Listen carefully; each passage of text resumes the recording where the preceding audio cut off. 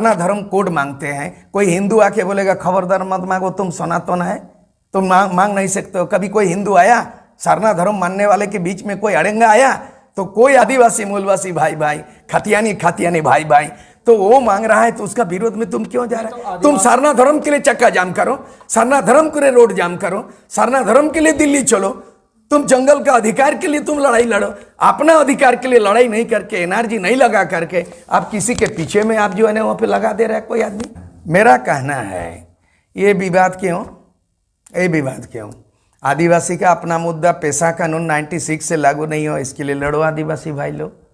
CNT act, SPT act उल्लंघन हुआ है, उसके लिए बनो। फॉरेस्ट एक्ट जो है वन अधिकार 2006 में जमीनी पट्टा देने का है, जंगल का अधिकार यहाँ के गांव के लोगों को दे, उसके लिए लड़ाई लड़ो। भ्रष्टाचार इतना ज़्यादा हो गया है, ED छापामारी कर रहा है, CBI छापामारी कर रहा है, ऐसे अधिक संपत्ति